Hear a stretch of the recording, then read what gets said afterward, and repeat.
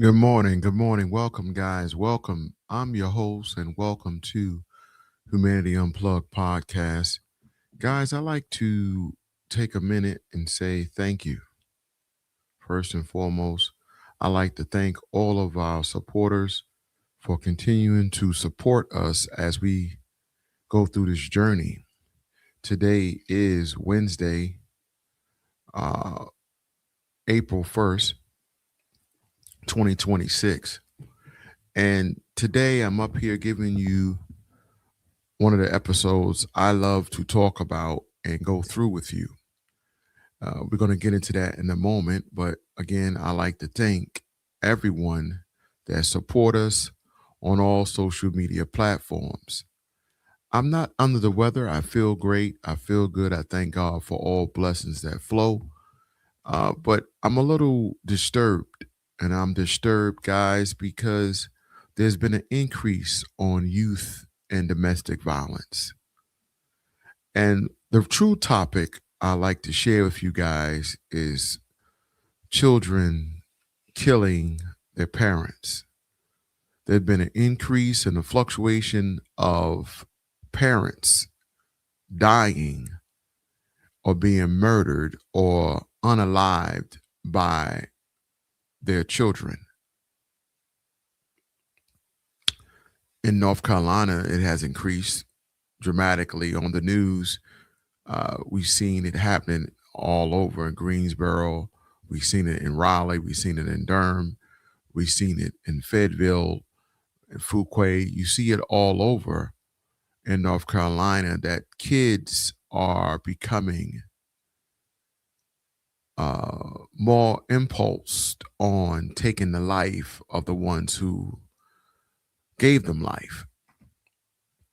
And they're not getting away with it. They're being locked up for life at 16, 15, 14. In some cases, we have seen where there's twins doing it. We have seen other people assisting the teens and executing and killing their loved ones. And we need to talk about this. We need to find out, where do this stuff start? Where do the mind takes effect on even phantomly saying, I want to take out my mother and my father, or I want to do some type of harm to anyone. So when I look at this on two levels, two coins. On one side, you have a innocent child who doesn't know. On the other side of the coin, you have a premeditated person thinking about such acts. And when we look forward or look into this deeper, we're going to knock down a lot of different things or talk about a lot of different issues that we may be able to help people better understand what's going on. So take off your shoes, set your feet up, get you something hot or something cold, refreshing beverage, and we're going to talk about it today on Humanity Unplugged podcast. Uh, and the first thing I want you to understand is, first, this is a teen, this is a youth. This is not what you think it is. So let's get some clarity on what is domestic violence. Because before we get into why children are killing their parents, we got to first understand this is domestic violence. And what triggers domestic violence? What starts domestic violence? What are the types of domestic violence? What are some of the symptoms, as we would say, that may cause a child to then execute later on the murder of their parent? So let's look at that.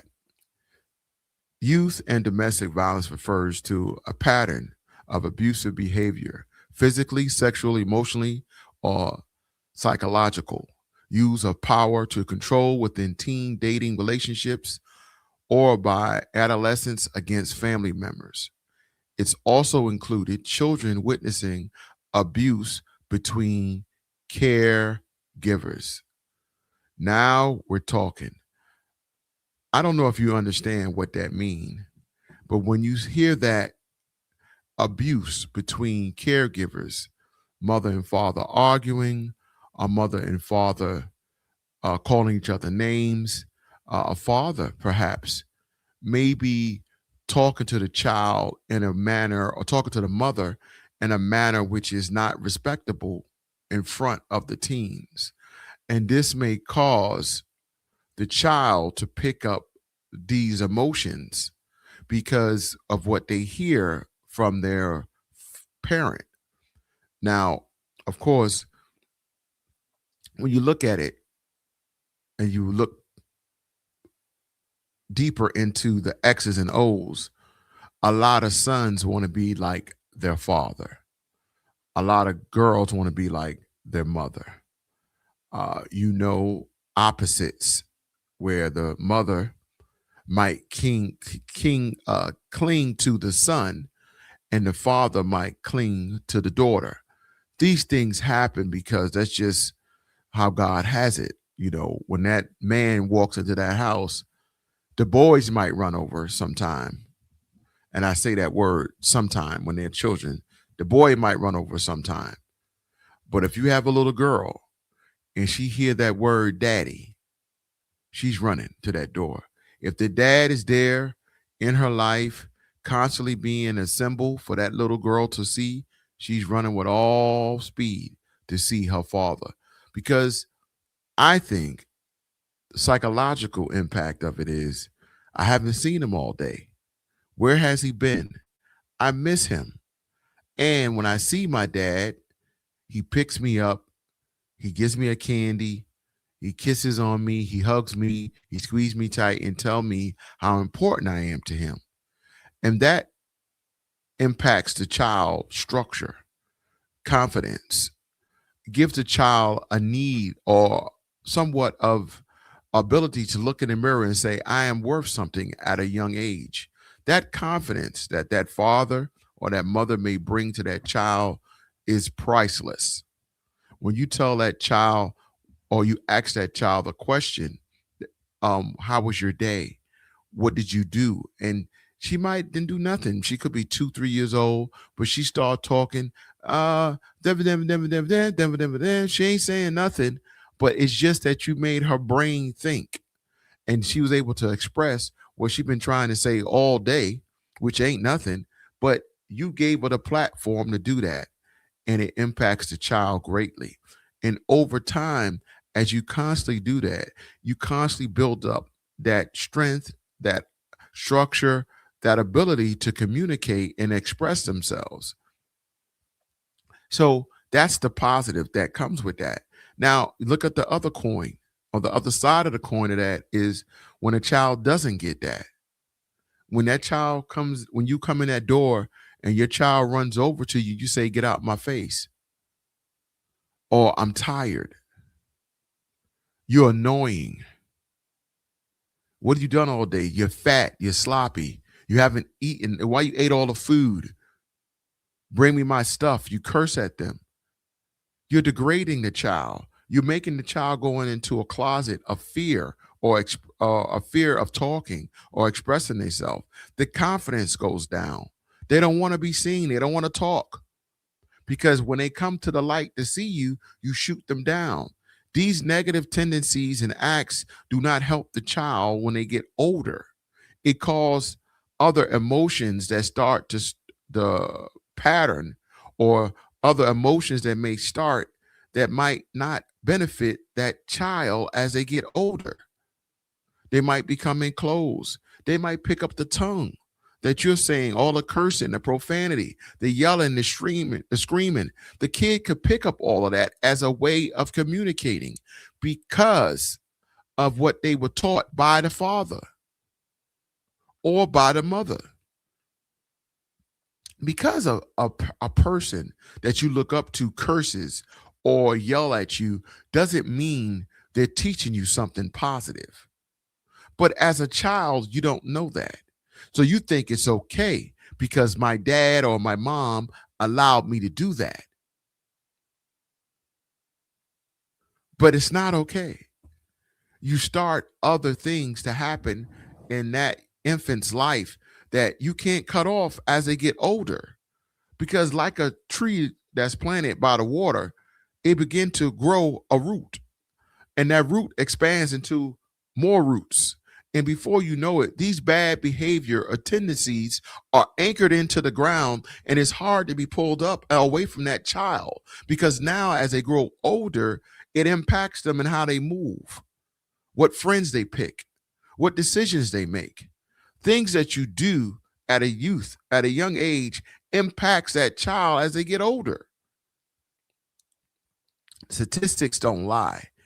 We can have our own preference of what we think works, but statistically, it shows you what happens when a child is in an environment like that and how they raised up as an adult or youth and what they turn into as an older adult. Oftentimes, the father or the mother yells, screams, use profanity, because this is what they were taught as a youth, as a young infant. They can't complete nothing because you're always stopping them from completing what they started. Fear comes in. I don't belong here sets in. I can't do that set in. Doubt set in. If you reward them when they do wrong, why would they do right?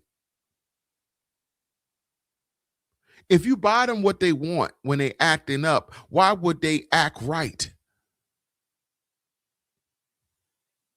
That is one of the biggest issues that's going on in these teens. We love them so much that it hurts them from functioning and becoming an upstanding citizen because you gave them gifts when they acted up. You supported them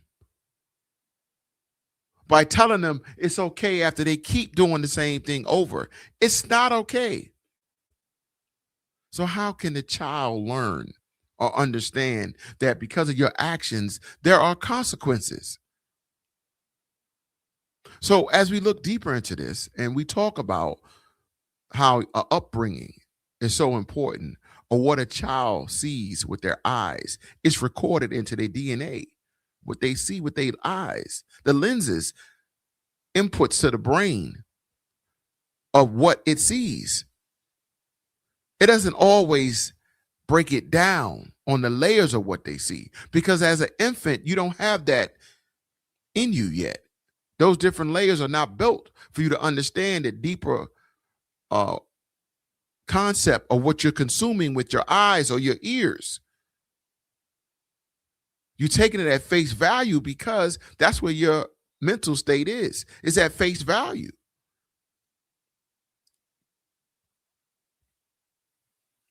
So you actually killing your child before they even start.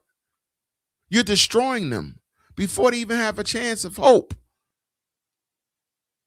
You're destroying the base, the foundation. A house is only as good as its foundation. And you're giving them nothing of structure, nothing of value. Most children don't know how to do the basic stuff. Most teenagers can't do the basic stuff. Basic. I'm talking about basic. You figure it out. The basics. Because we don't give them a chance to do it on their own. Because we want to protect them. But yet we didn't protect them when they were little. We didn't protect them. We left them exposed. So as they get older, by the age of 14, 15, 16, they're already strong and wrong. You can't help them at that point. You try, you do. You try to help them, but they're so stuck in their ways. And they think they know more than you. And that is one of the biggest issues. That is why things happen at a fast rate, because everybody's speeding to go nowhere.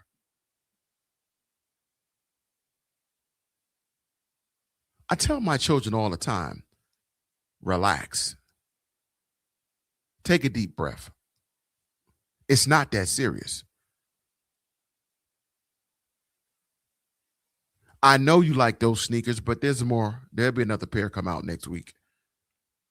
I know you want that iPhone 13, but they have a 14, 15, 16, 17. They have more. It's okay. I know you want to go to that concert, but they have another concert. I know you like that girl. There'll be more girls. Mhm. A delay is not a denial. You'll be fine. Teach your children the word no. That is a word that's not used enough with our youth or with our kids.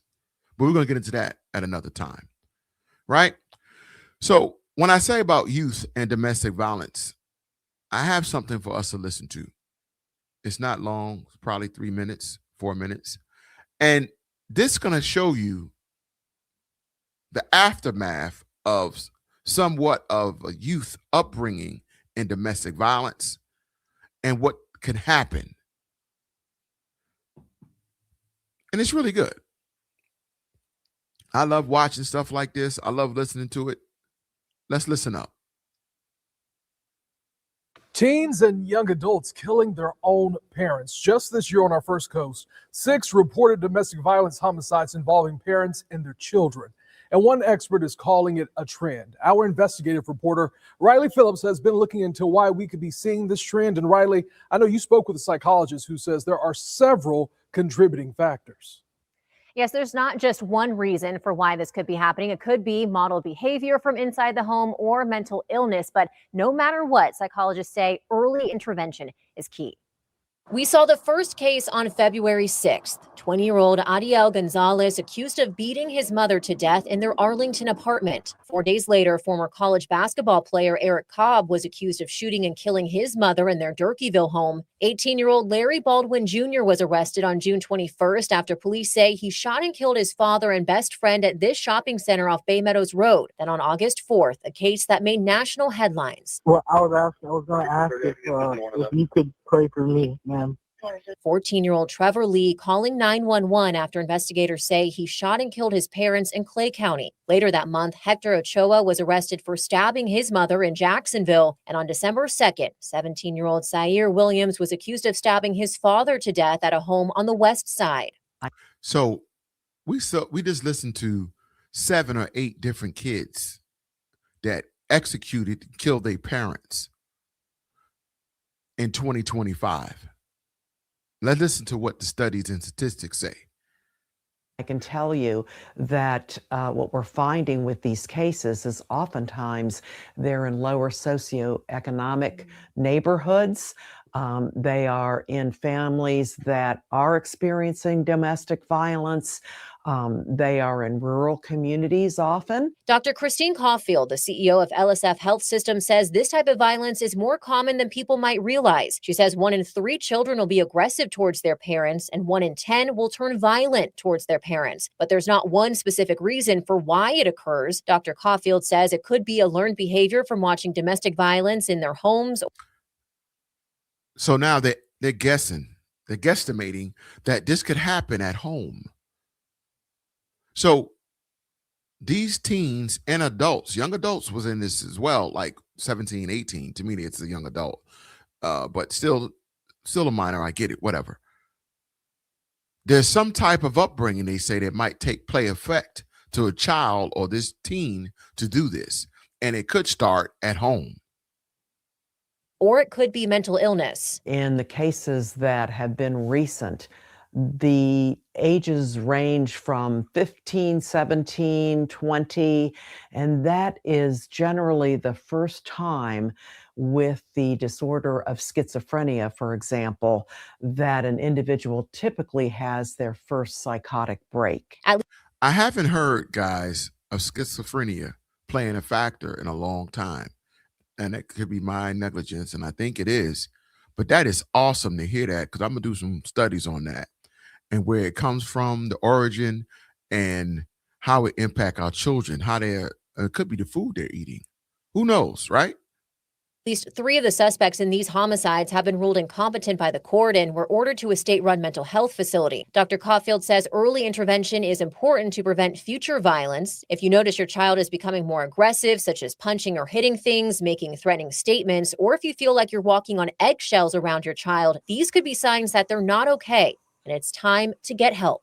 It is a normal reaction for parents to really want to protect their child. They love their child, but they're afraid of their child. But it's okay to reach out for help. In fact, it's critical for the entire family, including your child that obviously is struggling. And Dr. Caulfield added another contributing factor is access to weapons inside the home. She says all guns and weapons should be locked away and out of the reach of your children. Teens. So now, that's great to see that and hear that, because getting that info makes us more aware. That was a lot of different things to understand and to receive in that informational piece. I have one more for you. And we heard that these are 14, 15, 16, 17-year-old that's doing this. And now let's find out as we look at this, because I want us to look at what is domestic violence when it comes to kids getting it or seeing it, right? Here we go. Today's topic is, what is domestic violence? Types, symptoms, treatment, and more. Domestic violence is a widely used term for acts of violence that take place in households with the intent of harm. Although it can encompass child and elder abuse as well, the term is most commonly used to refer to violence between individuals sharing an intimate relationship. It often involves one partner using intimidation and assault to assert control over the other. A victim may endure economic, sexual, and psychological abuse as well. Domestic violence has only recently been recognized as a major health issue, having been a part of many cultures around the world for millennia. It is important to recognize domestic violence as an aberration and seek help to end it. Here's everything you need to know to help with that. Types. Domestic violence includes physical, economic, sexual, and psychological abuse. An abuser commits their acts of violence to assert authority and manipulate the victim. Acts of physical violence include 1. Pinching, 2. Slapping, 3. Tripping, 4. Punching, 5. Grabbing, 6. Twisting of arms or legs, 7. Pulling hair, 8. Beating, 9. Choking, 10. Pushing, 11. Biting, and 12. Use of a weapon. Psychological violence may be carried out by 1. Threatening emotional or physical harm, 2. Threats of child abuse, 3. Threatening to publicly reveal the victim's sexual orientation, 4. Threatening suicide, 5. Threatening to take children away, 6. Threatening or harming pets, and 7. Threatening to harm family. Emotional abuse can involve 1. Playing mind games, 2. Laying the blame for anything on the victim, 3. Putting you down, 4. Treating you like a servant, 5. Not allowing you to make any big decisions, and 6. Making you feel bad about yourself. Types of sexual abuse include 1. Treating you as a sex object, 2. Making you perform sexual activities against your will. Moreover, an abuser might not allow any economic freedom, such as having a job or a separate bank account. An abuser may also isolate the victim socially to keep control at all times. Signs and symptoms. Most signs of domestic violence are hard to spot, as a victim might hide them out of guilt and fear. Physical violence will cause injuries that will show up. However, the victim may try to offer explanations that will not make sense. Domestic violence also takes a big psychological toll on the victims. They might become quieter and less sociable. Victims may also start to lose motivation for regular activities and become depressed and increasingly anxious. Treatment. It is important to find protection and help as soon as possible. Witnesses should report any instances of domestic violence, while victims should develop safety plans for protection if they live with the abuser. It is important to engage the abuser as little as possible and to avoid confrontation or arguments in tight spaces or close rooms. Quick access to a phone is important to call for help in case of a physical threat. Once away, the victim might struggle for years with the trauma and may require counseling and psychotherapy to continue their regular life.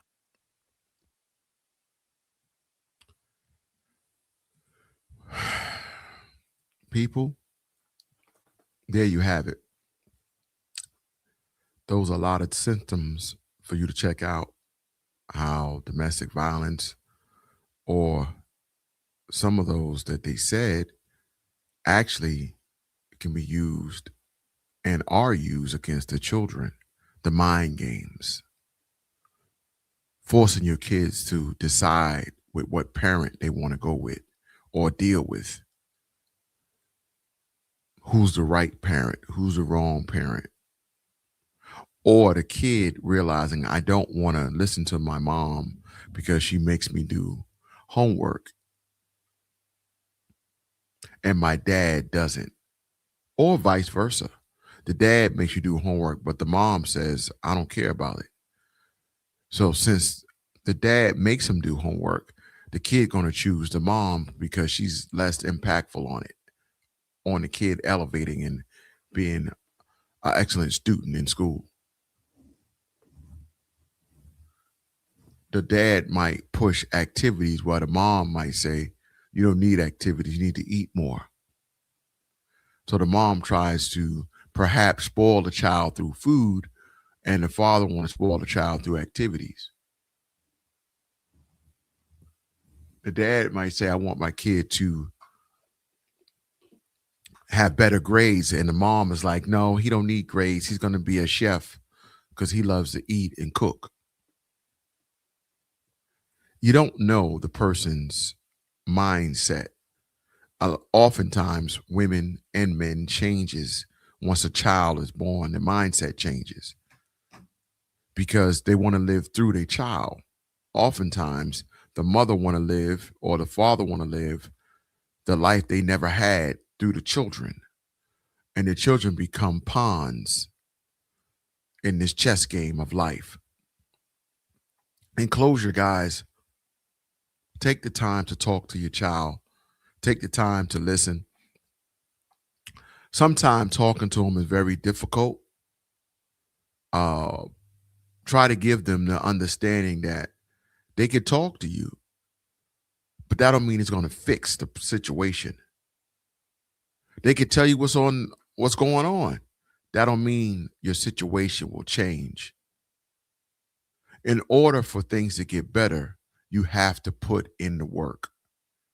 You must want to fix what's going wrong in your life.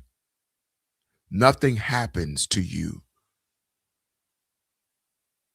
that turns your life around unless you put the work in. If you don't put no work in, you can't get nothing out. This is Humanity Unplugged podcast. I'm your host, Jermaine McCrimmon. Take care and protect yourself at all times. Peace.